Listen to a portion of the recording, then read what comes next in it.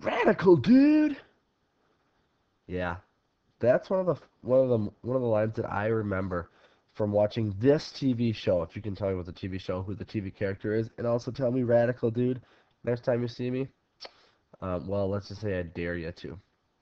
So this is section 10-2, 10-2, and we're gonna learn about simplifying radicals or expressions that have a square root symbol. All right, so our goal is revolved around that, which is to simplify radicals involving products and quotients. And it's going to really be a combination of testing what you know about prime factorization, so factoring things with prime numbers, and also looking for greatest common factors that happen to be perfect squares. We'll get to that in a second. So, radical expression is an expression that contains a radical. Remember, a radical is the square root symbol. All right, and we're going to talk briefly about this to rationalize the denominator. That and we'll review it in a little bit, but to rationalize the denominator of an expression, rewrite it so that there are no radicals in the denominator. Okay, and no denominators in any radical. So we can't have a denominator with a radical symbol. That's one of those rules, like you can't divide by 0. We're going to say you can't have negative exponents, stuff like that. We can't have a radical in the bottom. So we're going to have to rationalize that by doing something. Let's start by just reviewing basics of exponents, or sorry, radicals, square roots. So square root of 49, hopefully you know, is 7 or negative 7. We're going to just deal with positives, though, for today. So we're going to say that's 7. This one would be, square root of 89 is 9, but that negative is outside, so it is a negative 9. Square root of 25 is 5, because 5 times 5 is 25. Square root of 100 is 10. So those are basic radicals. Remember, those are perfect squares. We want to look for perfect squares today. Some other common perfect squares would be the square root of 1 is 1, square root of 4 is 2, square root of 9 is 3, square root of 16, oops, 16, square root of 36, square root of 64. That covers most of the common ones under 100. But what we're going to do here is this. We're going to look at radical expressions and we're going to simplify them. A radical expression is simplified if the following statements are true. The radicand has no, that would be the thing underneath the radical, has no perfect square factors other than 1.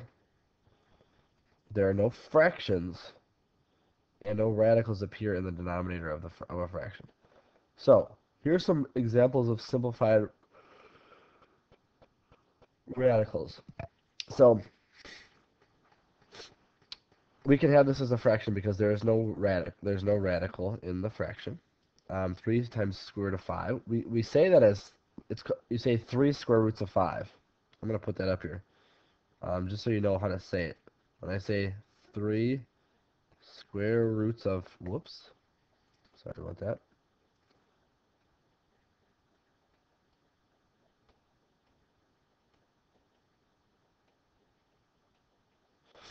It's 3 square roots of 5 is how it's pronounced very often. You can say it's 3 times the square root of 5. This would be 9 square roots of x, square root of 2 over 4. Now some non-simplified ones here. If I can get this to come down here. Some non-simplified ones, 3 times the square root of 12, or 3 square roots of 12. That's not simplified, because we can actually simplify the square root of 12 part farther. Having a fraction inside of a radical, or having a radical on the bottom of a fraction. Those are not okay. So we're going to do ways to simplify those. So, let's look at the multiplication property of square roots.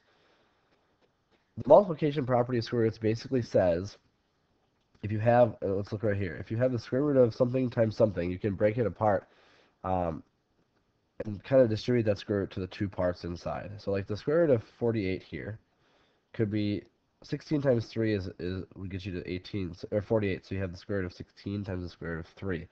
And the reason that you want to do that is because the square root of 16 is a perfect square that you can simplify to 4. So then you get it to 4 square roots of 3. And that's what we're going to do right now. Removing perfect square factors is our goal. I'm going to show you a couple ways to do it. Here's one way. When you have the square root of 72, now if you think about it, if we have the square root of 72, we can break that apart by just all prime factors. 2 times 2 times 2 times 3 would get you 72, which would be the square root of 2 squared times the square root of 3 squared, and then you have one more square root of 2. The square root of 2 squared is 2, the square root of 3 squared is 3, and then if you multiply those together, you just get 6, and then times the square root of 2, or 6 square roots of 2. Now what I like to do is do this type of factor tree. So the square root of 72. I want to find things that are perfect squares. So I'm going to say this is a square root of 36. 36 goes into the square root of 72. 36 times 2 would be the 72, so that would be times the square root of 2. Okay, and this is all multiplying. Square root of 36 is 6, and then square root of 2 doesn't go any farther, so this would equal square root of 6, or 6 times the square root of 2, or 6 square roots of 2. Okay, you might have to make a bigger factor tree than that for other ones, but that's the basic gist of it. So you choose which way you think works better. I like the factor tree better. And try it with square root of 80. Pause it for a second. I'll go through it with you as well. So the square root of 80, I'm going to take that, I'm going to break it apart, and then, let's see. We'll pull the square root. Let's look for a perfect square that goes into 80. I think 16 goes into 80. Yeah, square root of 16. And that would be 32, 64. It goes in 5 times, so times the square root of 5. And the square root of 16, of course, is 4. And we're left with 4 and the square root of 5. So our answer is 4 square roots of 5. Okay? Some of it, especially with bigger numbers, you might have to break it down more. So there's different ways of going about it. But let's say you have same idea, only with variables on the inside. We're going to have to do the same thing with multiple parts. So this one, it might be easier to break it down using the method of pulling it all apart with the prime factors. 3 times 3 times 5 times 8 times 8 times 8 times 8 times b times, and so on. Because we can group those, and so like we have 2 3's here. So that's going to be the square root of 9, which is 3. We have 2 A's, so that's going to be square root of a squared, which is a, and the square root of a squared, which is a. So we have 2 A's or a squared outside of it. We can have the b's. We'll have 1b left in there, and then c's. So when you simplify that, if you write them as exponents of power of 2, it looks like this, and then that simplifies down to 3a squared, because we'll have 2 a's pulled up, b squared, c to the third power, so there's going to be 1, 2, 3, and then we're left with this and this still on the inside, so times the square root of 5b. So that's fully simplified. Now you can also take it a factor tree, and I'm going to have to look. We're going to look at the second one here. The negative m is already out in front. So if you have the square root of, let's do 2 of them. Square root of, right, because you can break it apart. Square root of 80 times the square root of m to the 8th power times the square root of m. I did that right away. I broke apart the m to the 8th and m, because that makes m to the 9th. Because I know m to the 8th, the square root of m to the 8th is going to be just m to the 4th. M to the 4th times m to the 4th would be m to the 8th. So we're left with this. That can't go any farther. This can't go any farther. And now I can break down the 80, and we did that already. It's the square root of 16 and the square root of 5, and that becomes, that's prime. That's going to be the square root, that's going to be 4. So the ones that are on the outside and stay on the outside would be this one and this one. So I have 4, sorry about that. I have 4 m to the 4th power. And then the inside we have 5 and m, so times the square root of 5m. And that would be a simplified version of the square root of 8, or, oh, I also forgot about the negative m on the outside.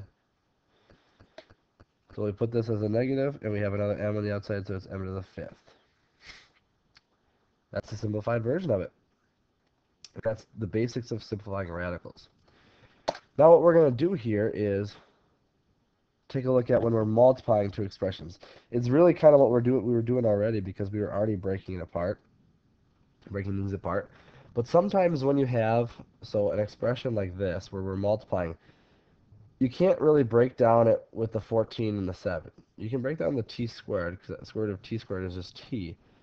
But it's going to be beneficial then for things like this to multiply it together right away.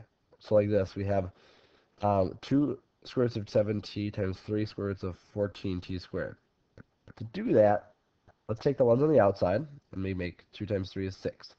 The ones on the inside, we're going to all go together in one inside part to get the square root of 98t cubed. And now we are just back to what we did like in our past example. We want to break down the parts on the inside yet even farther. So if you do a factor tree, you can do that, or you can break it down. 49 goes into 98.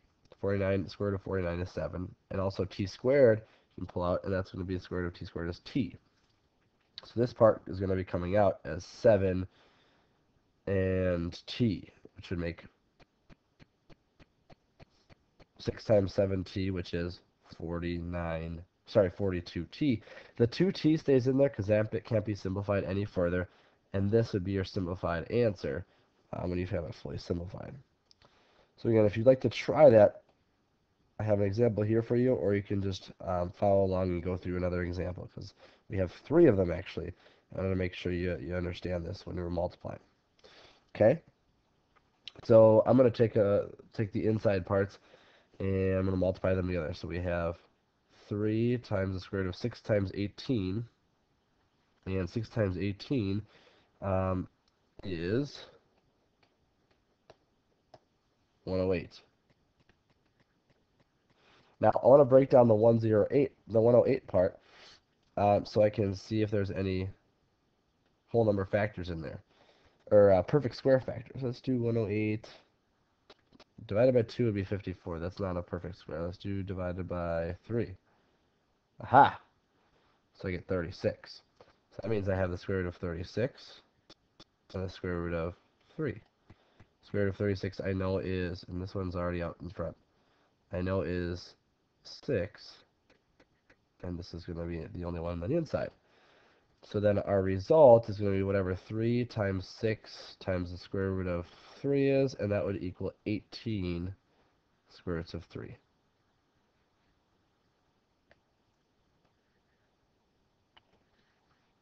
I'm going to minimize this so that we have it. We have room for another one.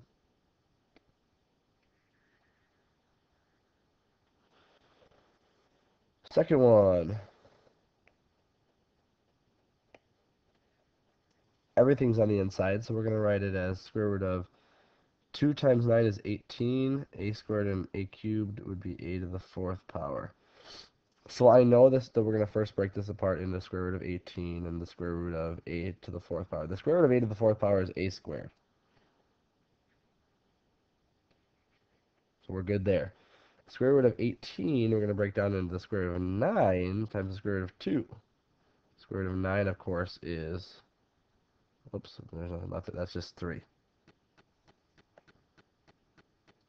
So we have 3, square root of 2, and a squared. So our result is going to be 3 times a squared times the square root of 2, which is just 3a squared square roots of 2.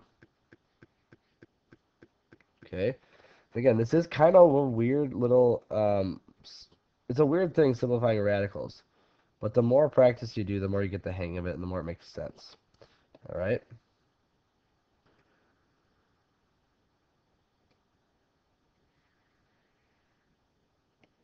All right, one more. So we already got 2 parts on the outside. So we're going to leave those on the outside. We're going to leave those as 21. 3 times 7 is 21. On the inside, we're going to have 5 times 20, which is 100. X times x to the 5th, which is x to the 6th. So we can break these 2 apart. So we already have 21. And square root of 100. And the square root of x squared, x to the 6th power. And both of those are going to be simplified. Square root of 100 is 10. Sweet. Sorry.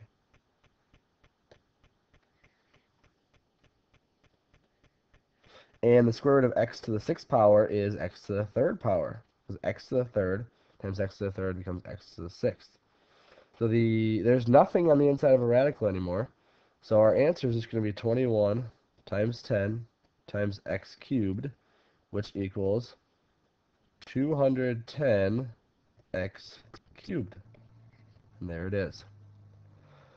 So those are great examples of multiplying, simplifying radicals and simplifying radicals that involve multiplication first. So the last thing we want to do is just do a couple examples of when there is division. Okay? There is one thing that we need to note about this that's important. Two things, actually. One is the division property of square roots. It's very similar to the multiplication property.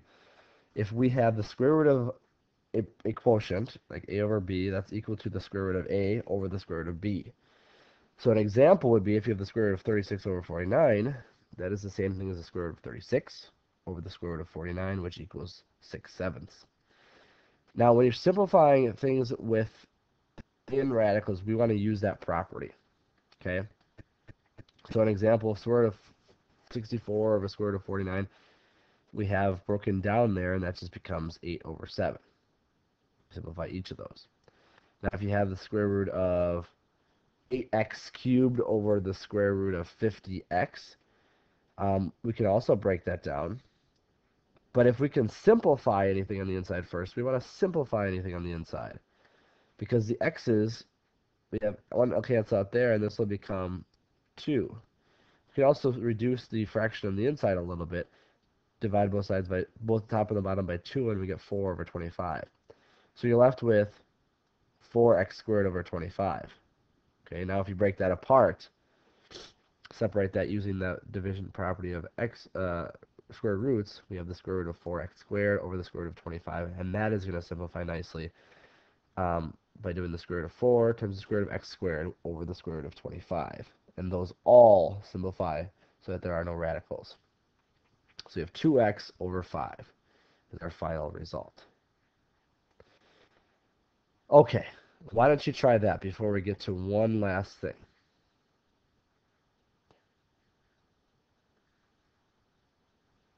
So I'm gonna pause it and you can try these and I'll show.